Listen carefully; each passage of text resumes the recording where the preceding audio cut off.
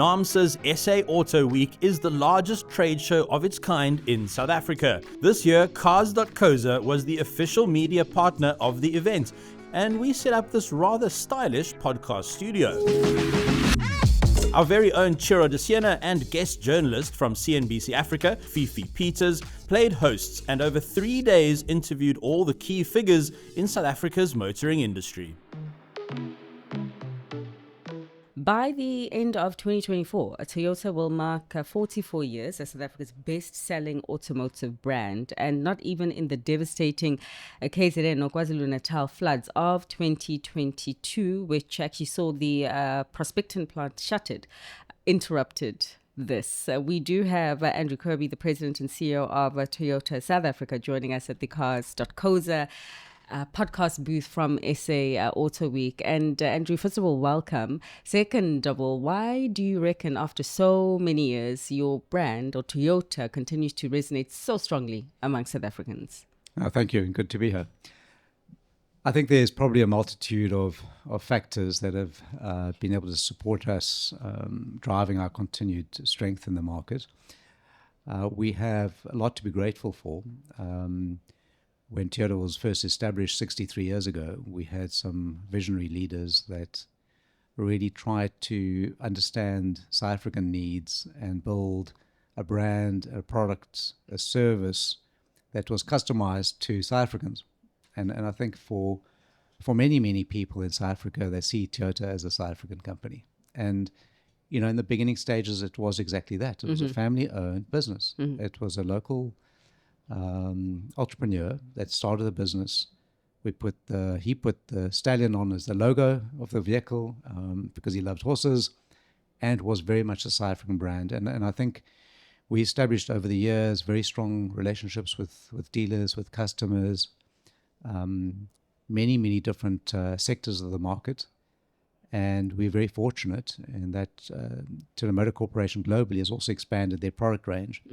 And so we've been able to really be a full product lineup brand, which is fairly unique, and being able to bring vehicles that are suited to South Africa and the African environment, and worked quite hard on ensuring that resale values are strong, customer experience is strong.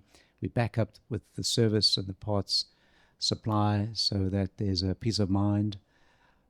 And a strong focus again on just keeping our feet on the ground and listening to what customers want and trying to respond as fast as we can. As a legacy brand then operating in South Africa's market, witnessing the entrance of newer brands that are keeping a number of your colleagues up at night because of the loss of market share, what is your take and the positioning of Toyota to respond to some of that competition? No, the competition is very real, and it certainly does concern us.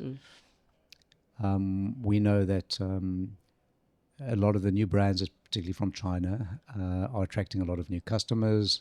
They've got some value propositions that are, initially quite appealing, and we need to respond. We need to find ways in which we can compete, we can differentiate ourselves. It's not going to be easy. But at the end of the day, it's going to be good for the consumer because we all will try and do better and better, create more value. What's interesting about the Chinese imports is they have a tremendous focus on the in-car experience. Sure. And they really have taken the lead, I must admit. Some of it's, maybe if I can say, not that user-friendly, but the tech is good. And we can learn from that and try and accelerate that aspect. The design's getting better and better. They're innovating quickly. So we haven't actually lost market share, but I think it's definitely having impact on us. In terms of acceleration, the industry is looking at ways to accelerate not only the transition perhaps to the electric future mobility, as it were, but also accelerate uptake from the motorist, the local consumer. Your plans broadly as Toyota for the electric future in this country as well as the continent? So we've been working on driving new energy vehicles in South Africa for many years. We were quite innovative with the Prius. It didn't have broad-scale appeal, But our big breakthrough really came when we launched the Corolla Cross Hybrid. We took quite a big gamble. It launched in November 2021. And we, quite frankly, under forecast the demand for hybrid. We're now running at 50% of all our sales are hybrid. In the beginning, it was a bit restricted because we couldn't supply, actually. So the South African public has responded very, very quickly. And the word of mouth has been very strong. Customers that drive the hybrid only want to drive another hybrid. Okay. And that tells a big story. We've now increased the range of our vehicles significantly, and we'll continue to do that. Our Lexus brand, for example, 45% of all Lexus vehicles at the moment are hybrids. So it's got the highest penetration of new energy vehicle drivetrains. But we haven't stopped there. We're now launching plug-in hybrids, and we will next year be launching battery electric vehicles. We have one on display here, the Lexus RZ. We are going to introduce a Toyota battery electric vehicle next year, and in the years to come, even more. So our philosophy is that we're not pinning ourselves into one technology. We think that the different technologies are going to have different value propositions for different cars, different customers, different areas of usage, or ways of usage, I should say. And we're following what we refer to as a multi-pathway approach, which means that we will still have internal combustion engines. Sure. They'll just become more and more efficient over time. Maybe even we'll have carbon neutral fuel. But we'll broaden our offering of hybrids. We'll bring in more and more plug-in hybrids, and we'll be introducing battery electrics, and, as we're also displaying here, fuel cell electric vehicles. So I think the different technologies with innovation are going to be more suited to different types of vehicles and how they're used, and we'll end up with a wide range of different new energy vehicle drivetrains. Andrew, I know you have to drive out of this booth right now. You are a very busy man. But before I let you go, you've got a lot in the pipeline, clearly positioned for the period to come. 2025 being marked as one of the years that we could see a turnaround for your industry, better days.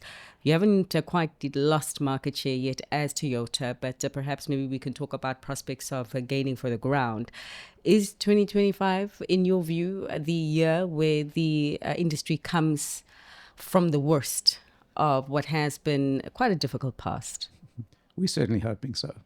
I think we had originally forecast 24 to be two halves. We knew leading up to the elections, the May elections, there would be a lot of uncertainty, and business and consumer confidence and sentiment would be a bit low. And we thought that we were still positive. We didn't know that we'd have a GNU, but we did think there'd be a positive outcome. We haven't seen a very strong recovery in the second half yet. And the 375 basis point adjustment to the interest rate over the last 2.5 years has had a big impact on consumers. The 25 basis points that we had last month has had no impact at all. We need a lot more than that. And so hopefully in November there'll be further adjustments. The impact of no load shedding, the improvements in our ports, the general improvement in sentiment, we think will start to provide us with a fairly encouraging year in 2025. So we very much think that 2025 will be a much stronger year. There's quite a few economists forecasting 3% GDP growth by the end of the year. We haven't seen much above 1% for a long time. So I think we'll see some good, moderate, steady growth in 25, and we're really looking forward to that. I hope you're right. But thanks so much for taking the time to join us today, Andrew. You're welcome. Thank you. Nice to be here.